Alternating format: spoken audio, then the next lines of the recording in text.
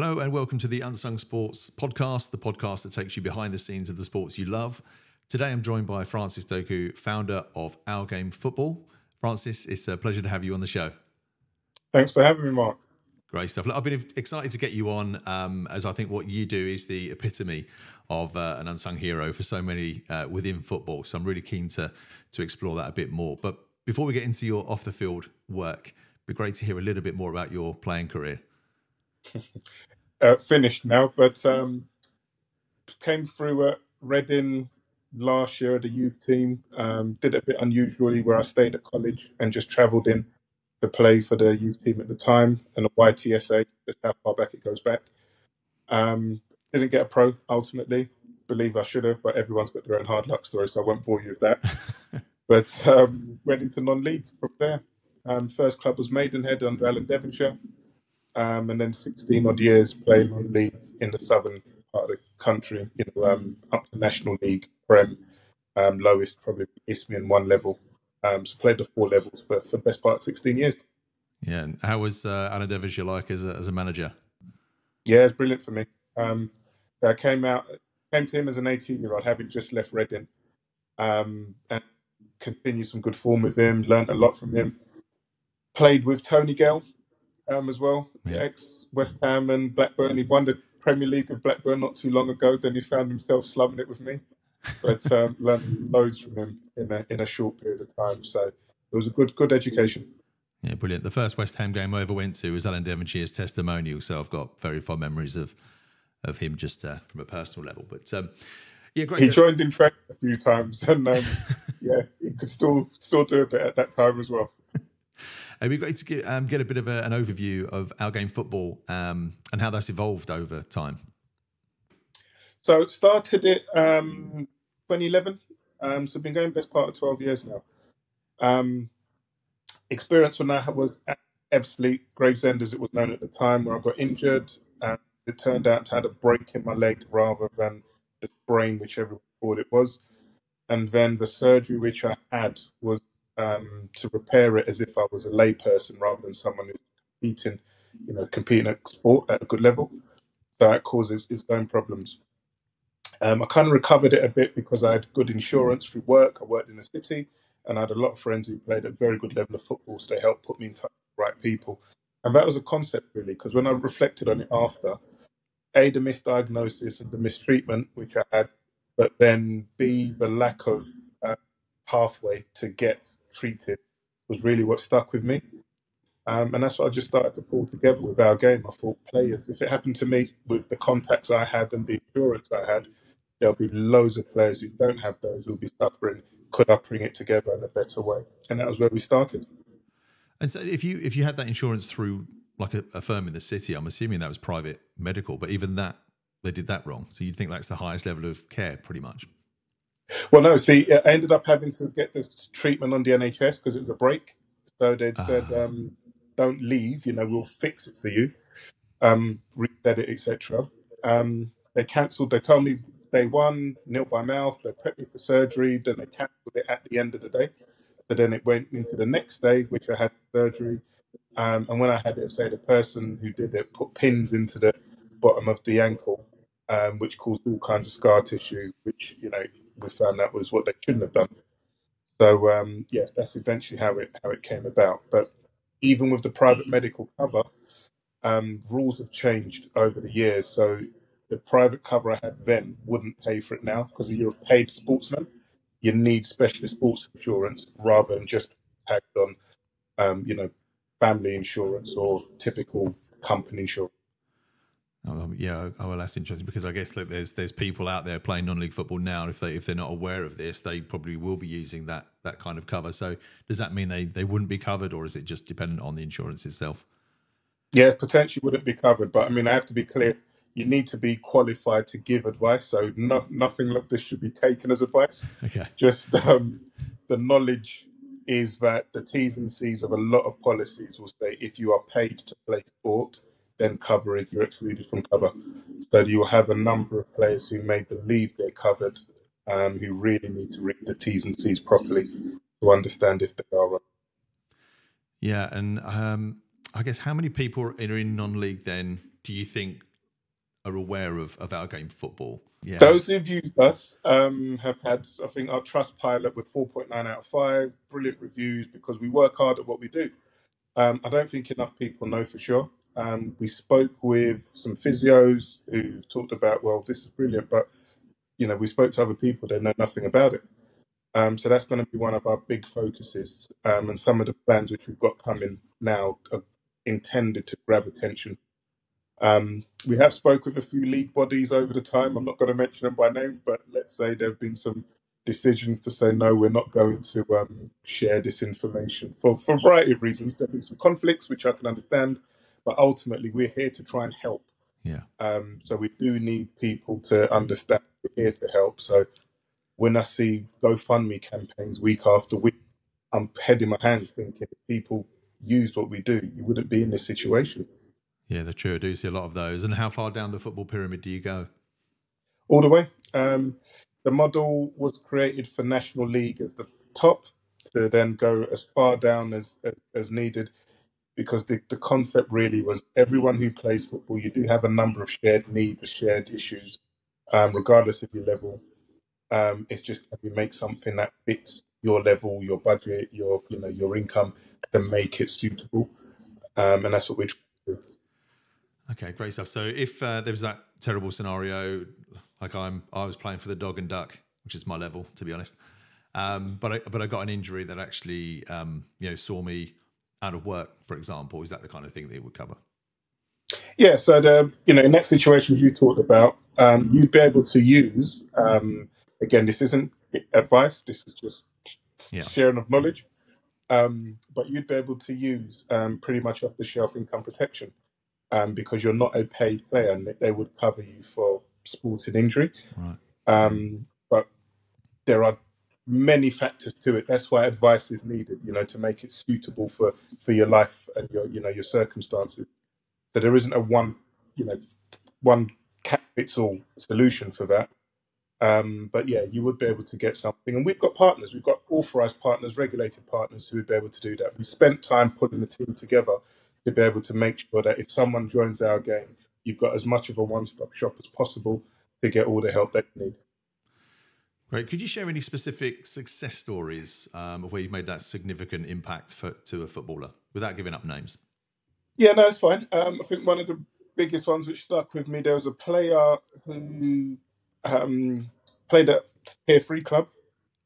He played in a game where he scored 2 goals in that game, was going for a hat trick, pouring down with rain, got injured and got carted off injured. Game ended up being abandoned because of the bad weather, if I recall correctly. But the breaking his leg meant he couldn't go to work and he was unable to continue playing football. He was sort of his broken leg and he was on contract terms. He used our income protection, which has been designed for footballers, for paid footballers. There's a specific product which we have. He used that and he talked about how if he didn't have it, he'd have had to move out of home because he had no income coming in from either work or football following the break. And that's one of the things which I look at as probably the biggest success which we had in terms of protecting somebody fully. We've had loads of people who have spoke to us after injury when there's nothing which we can do in terms of income protection. You have to be insured before the event. Who've then had significant financial problems themselves because they didn't have anything in place. But this guy had it in place at the time, and it ticked every need. That it kept him in his home rather than him having to lose it and move out. And at the moment, are you just focusing in the UK or is it further afield than that? UK at present. There will be a hope and a plan to go international over the course of time, but we need to establish ourselves in the UK first. Cool. Good luck. Well, anything we can do, my friend. Outside of that, I know you've been involved in various kind of other football organisations and committees, things like Kick It Out and Show Racism the Red Card, and things like that. How has these experiences shaped your perception of football? I've seen the other side. Basically, I've spent 16 years as a player and just fought like a player. All I really cared about, is the right word, was turn up, win the game, celebrate with the boys after, have a night out maybe, and then come back and train the week after. There was a view of trying to get back in the pro game as well. It's just typical life for a player. Now, since I stopped playing, I was determined not to do the typical go into coaching. I just wanted to do something a bit more. And as it panned out, I've gone into, say, we kick it out, show races with the red card. I do some disciplinary work. Been on the board courses. There's been a range of stuff which have helped me see the other side of football alongside building the out game service. So I have learnt a lot, it's fair to say. I know when you're on your, I think it was on your LinkedIn profile where I saw that there was a desire to change a culture in football. So was there any specific aspects of culture that you'd be looking to address, and what progress have you seen in that regards? I say the biggest thing is around injuries, still, which the core of what we started the service with. I mean, it blows my mind that so many people are still running GoFundMe campaigns for injury, because you play football, it's a contact sport, and if there's one thing you know, people will get injured every year. The question is, who will it be and how bad it will it be, not if there's going to be an injury. So when people don't have structures in place to cater for this, and then it becomes a reactive, can everybody help me? I struggle with that badly. Then you look at some of the stories where people, will share their, manual worker or self-employed. Their partner just had a baby and it's off work as well. And, that combination of things, I think at some stage, someone must have thought, let's take some protection out. Let's do something to in case things go wrong. The reactions which people get generally, I think, are really admirable. Clubs do come together, or the fans, I should really say, do come together to try and help the players, but there's no way to look after your family or pay your bills, and everyone's got their own challenges. So, in my mind, the view that we're all, that I call it the 18 to 30 generation, because that is where most footballers are, and they think they're going to live forever, nothing's going to go wrong. And I don't blame them, because I was like that when I was younger. But I had a few senior players who spoke to me really early in my career and just advised me, hang on, you need to take some steps to protect yourself. And that's what we're trying to do. We're trying to change that thinking and help people to understand it's possible, it's affordable, and it's sensible to protect yourself. But all these other benefits can come from it as well. And just trying to help people to understand that. Brilliant. And with so is this really a player's responsibility to get this insurance, or do you think it's more of the club? Should the club be driving that? I think there are ultimately the player's responsibility, because if it goes wrong, the player has to bear the cost. As much as you'd like to point a finger at someone if it goes wrong as a player, if no one's helped you, you need to find a way of paying your bills. You need to find a way of looking after your family. But at the same time, I would say that clubs do have a responsibility to, say, share the information, educate the players, and be clear. Let's say we haven't got this to protect you if you get injured. So let's put the cards on the table at the outset if that's the case. Or if you have got it, let them know so they can then adjust accordingly.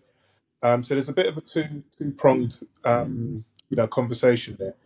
I think the real solution is a happy medium between the two, where the club takes some onus and the player likewise as well. And we have changed the our game model to fit that. To experience over the years has fed into me with that. So we've now got a club membership, which gives the player a basic level of support, which the club will lead on. But then the player needs to be able to take on the fuller level, dependent on their situation. So that circumstance where we've got of a player turning around and saying to a club, I've been injured, you need to look after me. And the club saying, well, haven't you got anything in place? We're just trying to close that gap, at course. Yeah, it's tough because you do think obviously this is it's not always their livelihood. I know there is more money going into non-league football, sometimes too much and not enough to cover it. We also see that as well. Is it quite tough, I guess, for clubs to then be able to bear that, which is why it really falls back on the player to do it? And I think that you say it, Mark, because if you've got a club paying players increasing amounts of money, there's only so much that can go around. So it then becomes, well, if we are paying you X amount, take a small percentage out of it to protect yourself. It's that's your responsibility to protect yourself, your kids, your family, not to expect us as the club to pay all your wages, to pay for the training, to pay for all of this, and pay for, there's a balance which needs to be struck. Yeah, brilliant. I know you touched upon this a little bit earlier, but you're also the chairman of the FA's National Chairman's Panel. What does that entail? A chairman, that role is closed now. I'm on the Right. judicial panel now. So the way they work, they have a number of chairmen who would support at, let's say, semi-pro level, particularly to look at or semi-pro and amateur level to look at the disciplinary issues. So we play a role in that, in trying to help maintain, let's say, the rules and regulations which have been created. But then we also do some work higher up the football pyramid, just trying to be a football perspective in regulation. Okay, brilliant. And again, touching upon the work you did at Kick It Out and Show Racism, have you seen a reduction in racism over the years? Are things getting better? My time, particularly on the short answer is no. I think that I was more surprised at how much there is, which doesn't hit the headlines necessarily. Over the time as well, I think you'll have seen the move towards social media has changed the way things, a lot of the offences may take place. But yeah, I'd say that it'd be wrong to say there's a reduction. Definitely wouldn't say there's a reduction. I've just seen and understood a lot more of what goes unreported or doesn't hit the headline, maybe. Right, fair enough. I mean, there was one situation I saw quite recently about a WhatsApp group where I think there was a lot of racism from the white players setting up a separate group. So I know it unfortunately does still go on, but you'd assume it's more it's those idiot fans. It's that kind of small group. But does it happen a lot within clubs as well? Yeah, I think there's some people who would describe things as that word banter, which it's not funny if the person receiving it doesn't take it that way. And there's some lines which are just clear. There should just be clear. But yeah, there's people hide in groups a lot. I think that's something that comes across when the groups get together and the comes through. And sometimes people let themselves down. Other times there is genuine malice in there. But regardless, it's unacceptable. It's something I was just happy to be able to play a part in trying to deal with. The work with Show Racing, the red card in particular, helped us have a lot of conversations with people to just let them challenge assumptions or thoughts. And, had to be an open forum to let people talk. And then we'd work through it with some guidance and some sense. And it helped make a difference for some people, but at the same time, you recognise you're not going to, help everybody. There's some people whose minds are what they are, so you just got to identify those early, I suppose. Yeah, it's that pack mentality, isn't it? And we've got the chief operating officer of Kick It Out coming on actually 1st of December, so yeah, be keen to hear a lot more. I guess from that last question around that, what could clubs do more of to tackle racism? I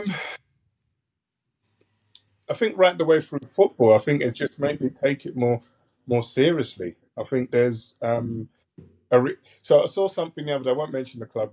I mean, everyone who's seen it would have known, but there was a case in the football league where a fan ran along the side of a pitch and was making some gestures, racially motivated gestures at a player, and the footage that was shown, it was clear, was that a number of people just kind of sat there and looked. I think a few people smiled as well. But say it was the footage which you could see. There just definitely wasn't enough of a reaction. After the event, became a number of people. Oh, it's a disgrace. It doesn't represent us. At the time, when to address it, I'm not saying you have to physically get up and grab somebody, but you can make it clear we're not having this. We don't tolerate this. But this is where I think people should take it more seriously, because at the time it seemed to be, oh, here's an idiot doing something, as opposed to let's stop this idiot doing something, or let's make sure this idiot, there are things which could be done over and above. And I think that's a theme that runs through. There's more that can be done. People just need to want to. Yeah, fair enough. Okay. And I also see another thing you're part of is the organising committee of Non-League Day, which is a great initiative. Is it becoming harder for non-league clubs to survive, do you think? I think so. I think we've seen a few clubs who, over the last year or so, lower down the pyramid, admittedly, but fold because they just haven't been able to meet costs, or players haven't been turning up enough, and became too much struggle. Cost of living has impacted everybody. Clubs as well. I've seen some stuff of clubs' electricity bills have gone through the roof to some ridiculous numbers, which is stuff which players won't see for sure, because players just focus on playing, rightly or wrongly. Their thing is, let me come and play. But some of the efforts of fans which go on behind the scenes to make these clubs, or help the clubs continue to function, are phenomenal. So it's just, it's a tough world out there for them. Yeah, it's definitely a lot of unsung heroes in grassroots football. Those volunteers that would pay for things on their own if they have to, and we've seen it happen too often. And I think the cost of players, they do see the playing costs going up, but then pitch costs, everything else is just going up. So it's getting harder and harder. It's such a shame. And I don't blame players for not being aware, because it's not it's not their job. But they should. I don't know. There needs to be some kind of no. I think they do need to become aware, because the reality is clubs are trying to survive, and it's not just about, can we pay your wages every week? You're part of the club, so there needs to be some kind of engagement with it all. But if I said when I played I was someone who's thinking about all of this stuff, I'd be a liar. So I can't blame players for that, because that's just not the way the player mindset is generally said to be. Yeah, and I know there was a new FA report that came out just about the Premier League funding money and how that trickles down, but I think it stops at the National League. It doesn't go any lower at the moment, or there's a new initiative in that. Yeah, I think there's different streams though. So I know through non-league day in particular, the Premier League do quite a fair bit of work through the Football Foundation to make grants available for stadium improvement, for infrastructure. So there are processes which exist. I think the awareness of them isn't as good as it needs to be, and that's something the Premier League are trying to combat. Could there be more money passed down? I'd say everyone would have an opinion on that. Yeah. But there's a lot of money at the top, and say the rest of the game needs to catch up, but it needs support. But say there are support streams out there which people need to be aware of and need to be bothered to want to do something about. Sometimes it does seem, there's options out there which people may not follow up for whatever the reason. So can that process be helped and be improved so everybody wins? Yeah, I think it's harder and harder. I mean, I see it when I go to non-league games. There's, not many people there, and I think that's dwindling. So there's a lot of clubs that I think need to look at the likes of a hashtag United or various other clubs of how can they get eyeballs, how can they get revenue into the club. Yeah, and I think that's part of the changed world which we've got now with the hashtag United, in effect a social media team who have come through but have developed the football side really well as well. Mm-hmm. So there are lessons to be learned from how they developed the fan base, the engagement, and taken that forward. And ultimately it's benefited on the pitch. Definitely. So what are the future goals of Outgame Football, and how do you envisage its continued impact? Well, one of our things, as you say, with hashtag United is an example where we're going to be launching a TV platform in January 24, which is designed to give clubs the opportunity to unlock the power of TV. So that will then let them do more on a TV basis, but then also to engage with their local communities better. Part of it will give them an ability to create a business community around the club, which will also be supported by a CIC, which we've got a community scheme is a registered CIC. So we've got big plans to be able to help clubs implement a better level of infrastructure, really, where we can help them on and off the pitch just to become a slicker operation, and generate additional revenue streams, but also just to create more awareness and more engagement. So hopefully it should be a win all round. Do you think with initiatives like that, because again, I've been within non-league football briefly as a chairman, that there's older ways of thinking sometimes in football. So actually to unlock things like the social media and things like that, it becomes a bit of a struggle, because there's a traditionalist, and we know there are some clubs, there's a lot of like Dulwich Hamlets, those kind of clubs where very new age, come up with new things. but there are very old school clubs as well, and you think they're the ones that are going to be left behind. Absolutely, but it becomes a bit of keep up or die, and we don't want to see clubs die. But if you've noticed a trend in attendances, maybe you've noticed a trend in the clubs who are doing well. If this works, rinse and repeat, and that's what our game is trying to create a plug-in system that everyone can just rinse and repeat to at the very least keep up, and then those who are more proactive can go from strength to strength. We don't pretend or claim to be experts in everything which we do, but we have got good experience in a range of areas, and we've invested and taken time to pull, infrastructure together. The clubs, even who are traditionalists, can benefit, with minimal impact. I think it's also good to point out that the number of young people around who are coming through the football courses at universities as well, etc., they can come in and help support this. They'll be trained, they'll have been, educated with a lot of the current practices, and they're keen, eager, wanting to make their way in this industry. So there are options to be able to pull it all together if people want to.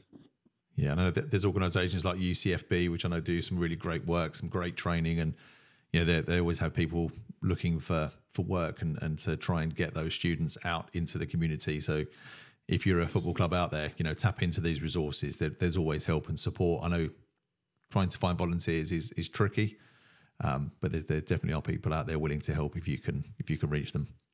No, definitely. And I think this is one of the good things which we've tried to put together. There can be commercial aspects of what we've created. So it's not then necessarily talking about volunteers. You'll be able to look at, creating paid roles if you are engaged enough with the process. So that there are opportunities which we're able to help facilitate. So we just, we're really excited about 2024 and see where we can take it. Amazing, Francis. Well, how can people get hold of you? Well, we are at website www.ourgamefootball.com, and email can be just the info@ourgamefootball.com as well. Drop us a line with questions, visit us on the website. But we're keen to engage with as many people as possible because we've got some really exciting things lined up and just want to try and make that impact on that non-league football. Amazing. Well, obviously this will go on YouTube as well. So anybody that has any comments or questions, put them here. If you want me to put you in touch with Francis or anybody else, more than happy to do that. I'm sure it'll be a big year for you next year, Francis, and I wish you the very best of luck with it. Appreciate it, Mark. Thanks very much. Brilliant. Thanks, mate. Cheers for that.